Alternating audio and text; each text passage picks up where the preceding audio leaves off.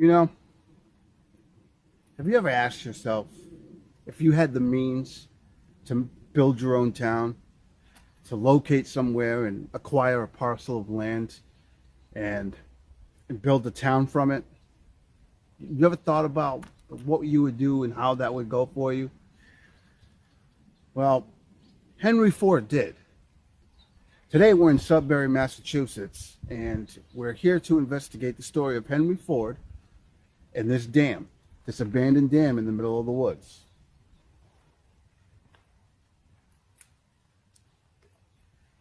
His idea was to create a small town of 300 people.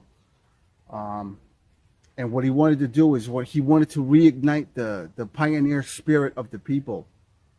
And in his words, the residents of the town would live in the manner of our pilgrim fathers.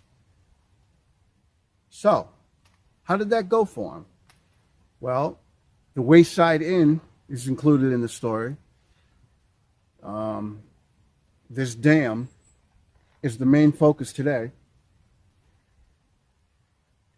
And the history behind what's known as Ford's Folly. We're going to take a walk down the history of New England. Thank you for joining me.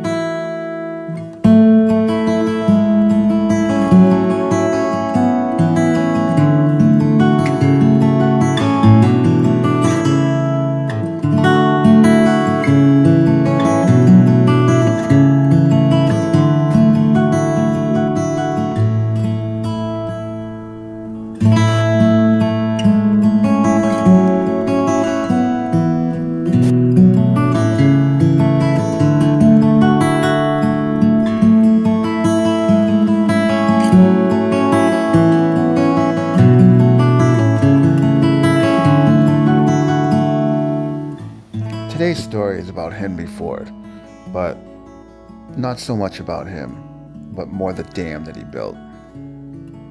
On this episode of History of New England, that's what we're going to talk about today. So, let's buckle in and let's take a ride in a Model T.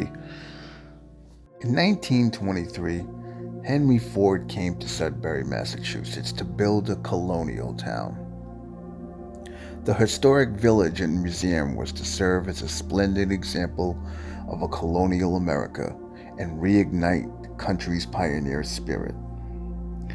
Ford centered this project on the Old Howe Tavern, which was also known as Longfellow's Wayside Inn, from the Book of Poems by Henry Wadsworth Longfellow. He purchased the structure in 1923 along with 2,822 acres of surrounding land. The dam was built to create a reservoir for the village complex by tapping water from Hop Brook, a small stream that runs down the side of Knobscot Mountain. The water was tested and found to be pure. In the interest of historical accuracy, the dam was, along with the rest of the complex, constructed in the traditional manner. That meant using local stone, oxen, and manpower. Unfortunately, the long dam was sited on incompetent fractured rock. Incompetent bedrock tends to be relatively weak, and in this case, porous. That meant the dam, despite the size and years of labor to correct the problem, simply could not hold the reservoir it was designed to create. In a rainy year, it would fill in the spring and then drain in the fall. In a dry year, it would not fill at all. Ford's property manager, John Campbell, spent 16 years, from 1930 to 1946, attempting to fix the dam so it would hold water. His efforts can be seen in several large blocks of concrete on the left side at the bottom of the dam. None of them worked, and he was forced to abandon the project. So today, there it stands, Ford's Folly, a dam without water in the middle of the woods.